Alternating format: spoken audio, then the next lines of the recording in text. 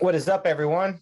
Welcome to another episode of Tradesmen Talks, where we riff and babble and talk endlessly about ways and concepts to improve your business. Or if you're thinking about starting a business, hopefully this can give you some encouragement and take the leap of faith and finally go and do it. I promise you won't regret it.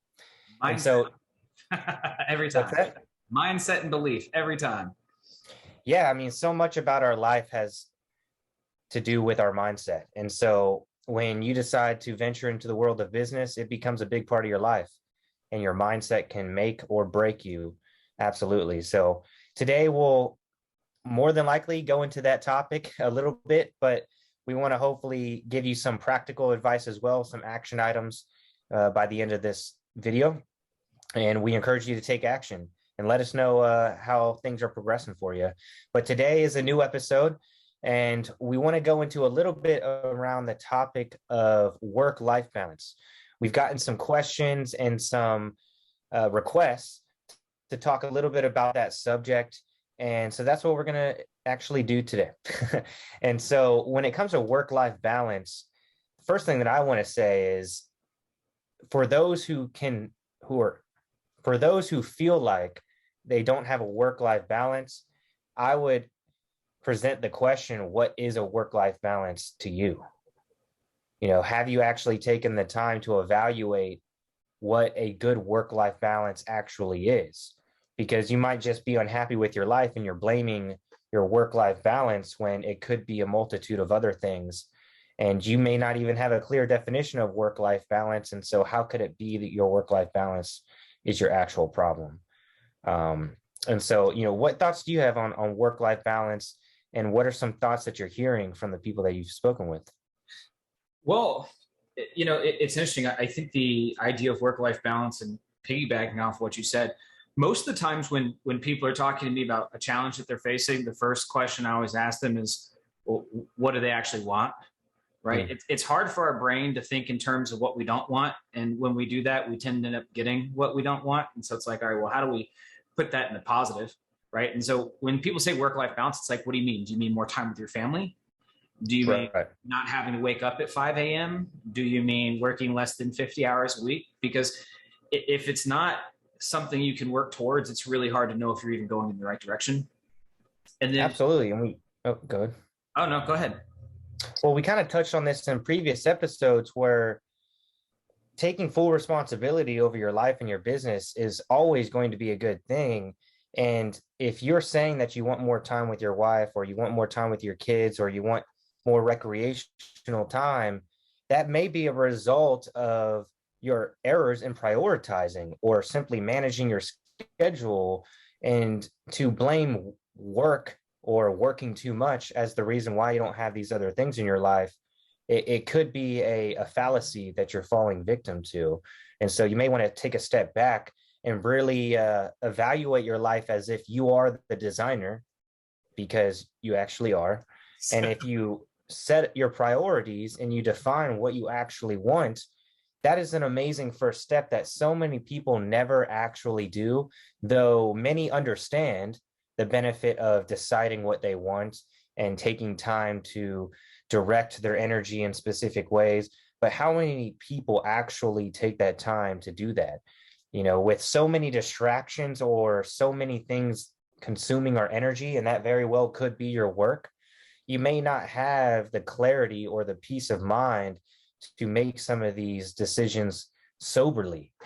You know, you may be stressed out or you may be anxious, and the decision you make in that state of mind is going to be more of a reaction to a situation rather than what you may truly want if you were to make those decisions clearly. Well, it also makes making the decision hard. So, Yeah. if you ever, I'm going to pick on my girlfriend for a little bit, right? Okay. Hey, baby, where do you want to eat? Right? That can turn into a 20 to 30-minute conversation, because I'm like, we're going to have this. Well, I don't want Mexican. Okay, how about Chinese? I don't want Chinese. So we have a whole list of 1,000 things we don't want, but we're never actually going anywhere because there's not a process. So now that I'm like, I just give her two options, like, hey, babe, would you rather we got Thai food or would you rather we got Indian food? There's no third alternative. There's no, I don't want this. It's just, hey, these are our choices. What do you want? Because Sure. if it's choosing what we don't want, there's an infinite selection, right? There's a billion things you could not want right now. And we as humans aren't good at deciding when there's too many choices. Yeah. There's a really interesting study, and this is the best thing I ever did in college. I took a class on behavioral economics, which is the nastiest math I've ever seen. And one of the things they talk about is when you give people even the choice to, they took people that gave them 10 paintings, told them to choose one, and they had the option to return it 10 days later or choose one and buy it now. The people that had the option to return it were infinitely less happy with their painting because they knew there were other paintings they could have been happy with, right? Sure. So our job as a business owner, more often than not, is to prioritize by collapsing the number of choices. And the only way you can collapse the number of choices is to know very, very clearly what you want to achieve. Because if you said, hey, I don't want to be fat, it's like, okay, cool. Well, you could just starve yourself for the next 6 months and you could be real thin. Or, you could become a runner and you could be like athletic fit, or you could go to the gym and you get jacked, but that's a lot of options. Whereas if you just say, hey, I want to look like Brad Pitt, it's like, cool, well, here's your diet plan, go. Right. Yeah, there's a lot of benefit to narrowing the considerations. And when there's literally a world of unlimited possibilities, it becomes easier to create a life that you want by deciding what you actually want.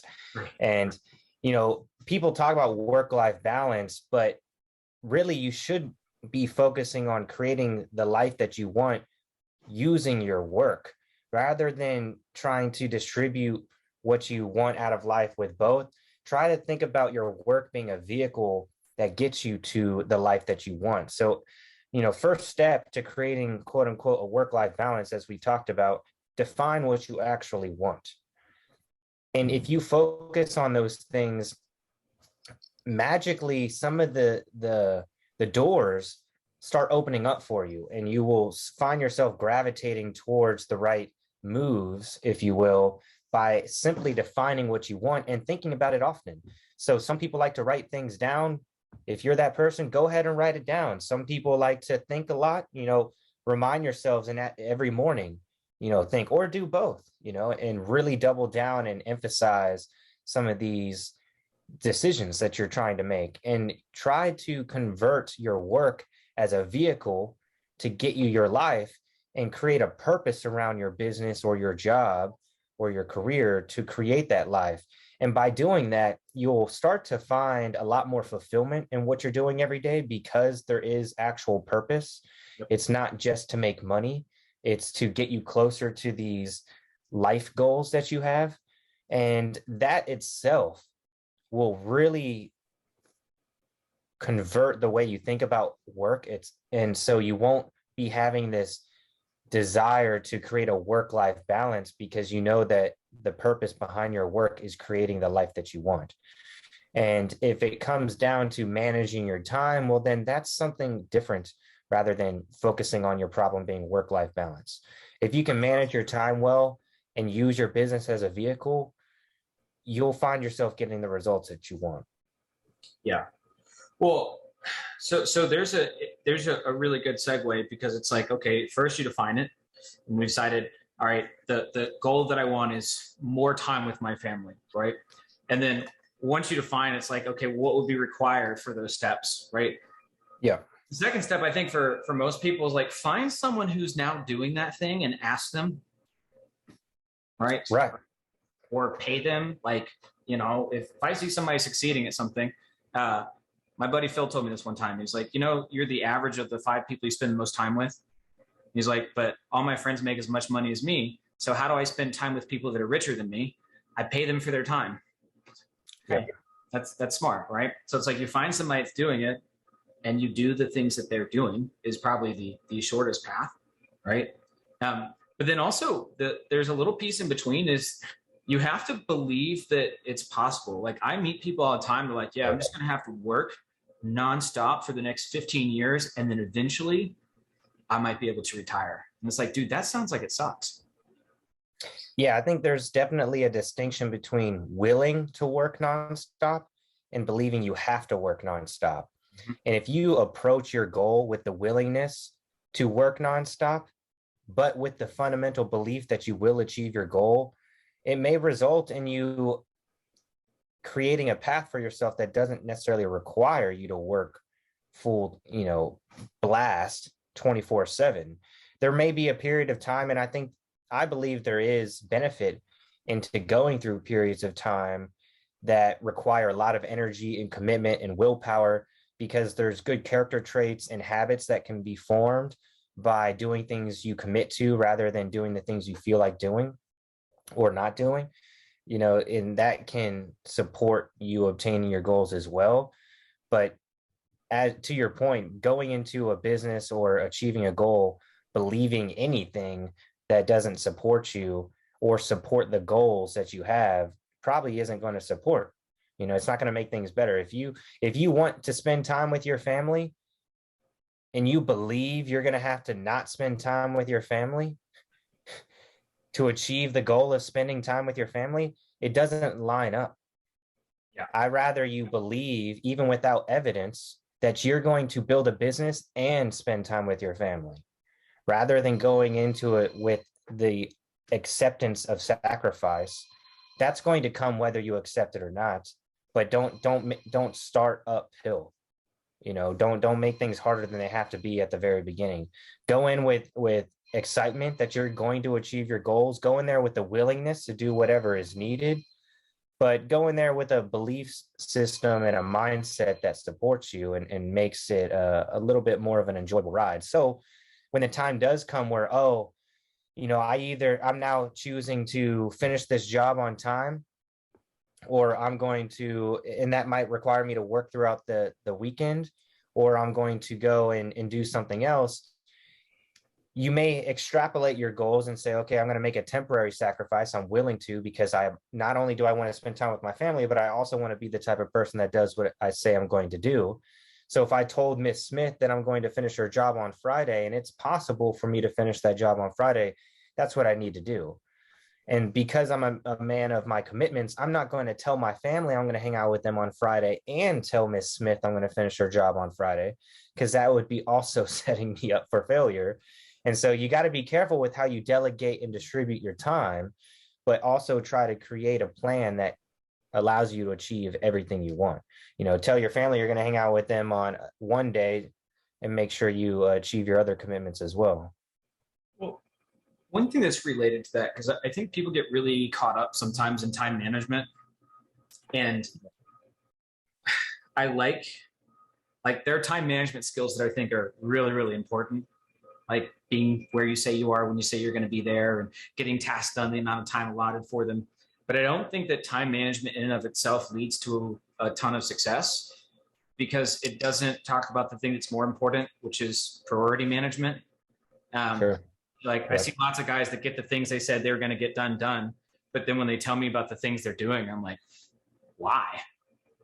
Of all the stuff you could possibly have invested your time in, how did you think that was going to be the most effective? I got talked to a guy that wanted to do lead generation by going to the gym and wearing his shirt.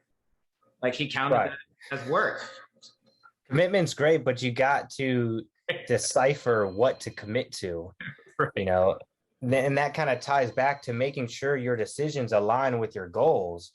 Don't make things harder for yourself. And if you're committing to a dumb plan, it doesn't mean, you should be married to that plan if it's dumb. Yeah. Be open to improving it. And that's why we say, find someone who's doing what you want to do and emulate them, mimic them, ask them for help, pay them for coaching, whatever it might mean to get an insight into how they're achieving their goals. But if you start with that, most things that we're talking about, they build on each other. And so don't take one thing we say and think that that's the most important thing. We usually are saying things that compound. So if you decide what you want and you find someone that's doing it, emulate their path and try to navigate your decision making in a way that aligns with that path. Yeah. Well, it's interesting because the steps are all equally important, but I find it's really hard for me to have conversations sometimes where people, like, if they say they want help, but they can't say what they want help with, I'm like, well, should I call the fire department? Like, what do you mean? Right? Like, you've got to have something specific. And your action plan isn't going to mean anything. Like if you want to go on a vacation, but you don't know where, you're going to spend a lot of time on kayak, right? Like it's really hard to plan effectively if you don't have a destination. So I don't think anything's the most important, but oftentimes tasks of equal priority don't necessarily have the same order of operations, right? Absolutely. Knowing that is the secret recipe a lot of times. Right. Prioritizing things is going to be crucial for you to achieve any goal. You know, there are things that will happen on accident, and having some of the components will certainly help support a better life. But if you do everything right, you're gonna achieve things much faster. And so maybe we can touch on some examples of what people might define as a good work-life balance and help them decide how to achieve those things. So one thing that everybody or a lot of people want periodically is a vacation, you know, and they're working all the time and they might romanticize about eventually having a vacation. Yep. So let's go into a little bit about how someone who is working a lot or someone who wants to achieve business goals can also achieve a personal goal of going on a vacation. Ooh, okay. So I like to think of things as like an if-then, right? Almost like a flow chart. So if somebody tells me they can't go on vacation, my first thing is, do you have money for a vacation? Right? Because if you don't, then, you know, the first thing is, okay, well, how do we make you more money? Okay. Yeah. If you have the money, but you don't have the time, right? You can't leave. Then it's like, okay, so you're a solopreneur, right? You own your own job, which is a phenomenal first step. The next question is, okay, how do you build a team that can run jobs without you? Like we were kind of bragging on Logan this last week. He's spent the whole week away from the office in Austin and it's still going, right? Yeah. So how do you find people that you can put in place so you can go on vacation and still be able to do that? Right. And I feel bad just saying it like that because we both know it's not quite as simple as, oh, find a human, put them in place. Congratulations. Now you've done it. Right. Right. There are some intermediary solutions as well. You know, if you're working your butt off and you work for yourself by yourself, and maybe you get to the point where you are able to store up enough reserves where you can afford a vacation, and maybe you can also afford to not work or not have incoming revenue or incoming income for a period of time. That can be okay as well. You know, we should all enjoy the journey. And if you can afford a week off of no income and also afford to go on a vacation that week, that's great. And maybe that's something you can reward yourself with. And I love the way you lay it out as if-then approach. If I can achieve X amount of profit, then I can go on a vacation. Yeah. And so that can be somewhat of a challenge for you, and you can incentivize yourself to really put in some concentrated energy into your business for a period of time and in a way reward yourself later on with a vacation. And so if you want to try that approach, I really encourage you to set a date and even do what you can to schedule a level of commitment to that vacation, so that as you're working through your business, you now have a little bit more pressure. You have incentives on both sides. And so now you have a reason to work really hard and you have a reason to go on vacation. And when you're pressed with that option of working really hard or even on a later night, now you can say, well, I already committed to the vacation, so now I have to make sure I save up this amount of money. Yep. And so it can be a reward system as well as a level of accountability. Well, and we can do this like you remember the Goosebumps Choose Your Own Ending books? Oh, yeah, yeah. Okay. So if you have the money and you're working by yourself, then schedule the date, plan around it, and make sure you have the space. If you don't have the money, my next question is, okay, are you booked up a month in advance? Mm-hmm. And it's like, okay, well, if the answer is no, I'm not booked up a month in advance, I can tell you how to take a vacation. you need to solve your marketing problem, right? And once you figure that out, you'll probably be able to take a vacation because you'll have more money than you've ever had before.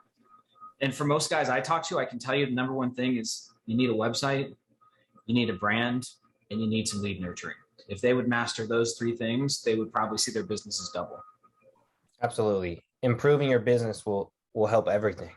Yeah. And it will help be that, like we talked about, be that vehicle, be that fuel source for some of your personal goals that might be outside of your business.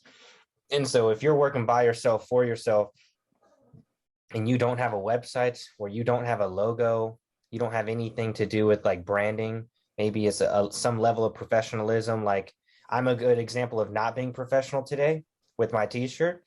And Wilson is a great example of being professional with Cabinet Startup with his embroidered shirt. And so we did that on purpose to give you some contrast. Everything. So that could be something you may want to consider as well. Make sure you have a website, try to add some professionalism. Maybe it's a screen printed t-shirt if you're working on job sites, or it's a polo shirt if you're going to sales appointments.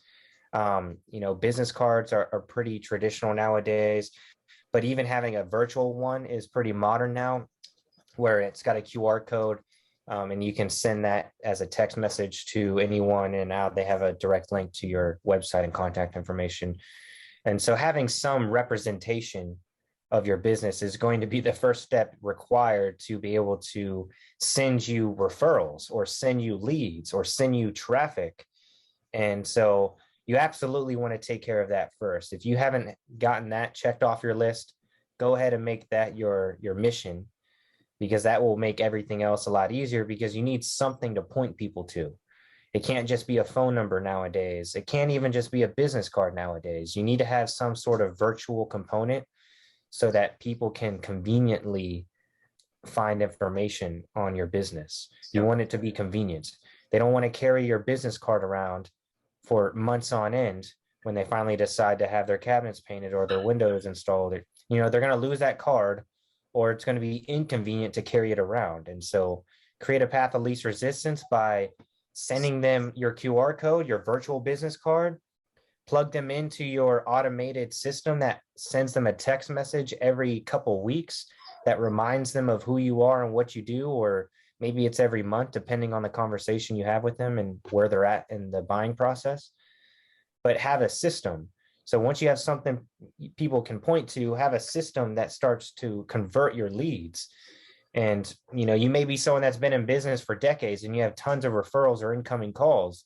Well, having that way to organize those incoming calls, which are leads, and nurturing those leads with automations like text messages, you then want to have a way to grow your business, because we don't want to only rely on referrals, because that's not predictable. You want to have a way to put money in and get money out. And you want, obviously, to pull more money out than you're putting in. And so that is what advertising is. You put, let's say, $500 in, you get $10,000 out. And if you could do that as many times as you can or want, you're going to be able to grow your business, and getting jobs won't be the problem. And that's when you can then focus on building your team, and you'll always be able to keep them busy because you have marketing systems, you have an organization system that manages your leads. And so we can go on and on about the micro steps involved, but you want to have the foundation set up so that you can build a business that enables you to go on vacation whenever you want. And the best part, your business can still make money while you're on vacation.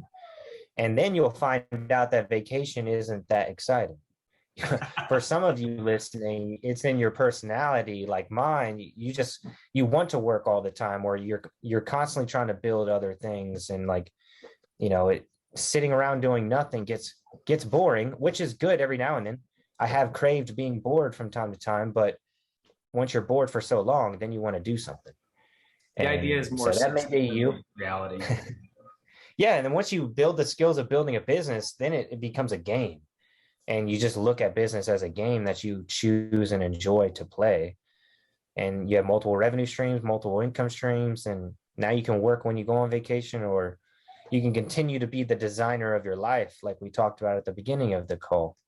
Yep. And so to create that work-life balance, It really comes down to defining what that is, reverse engineering how you can achieve those things, and using the business as the vehicle that's going to get you there.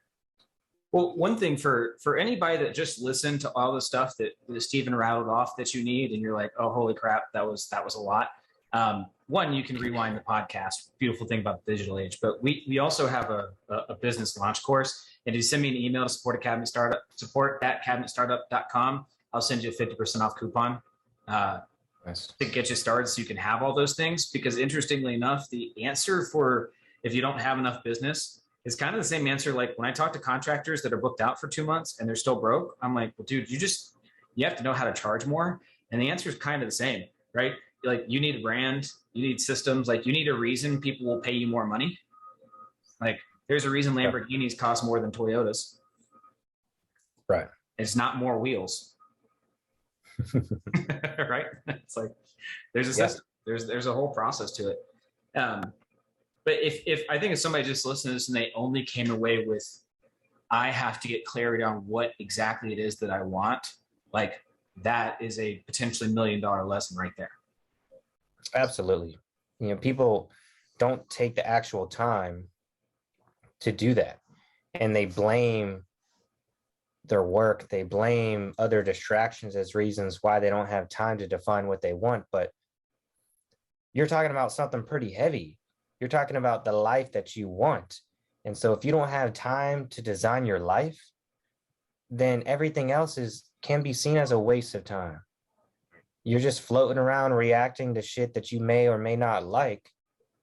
And if you truly realized and believed that you can control what comes into your reality, not in the literal sense that I can control, other things, but I can really design where I direct myself and where I direct my energy.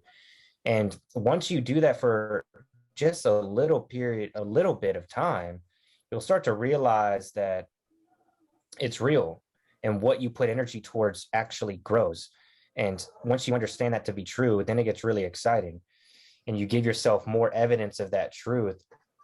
And then, like earlier, I said, it turns into a game and it just turns into something that you get to decide on what you want to do with your life. Yeah. And for many of you guys watching, it's building a business, and that's what you've chosen to do. And so now you just got to take action towards it, because there's plenty of examples nowadays to prove that you can build a business in the industry that you may have already started in. You can certainly do it with cabinet refinishing. You could do it with any other home service. There's so many other business ideas. So just pick one.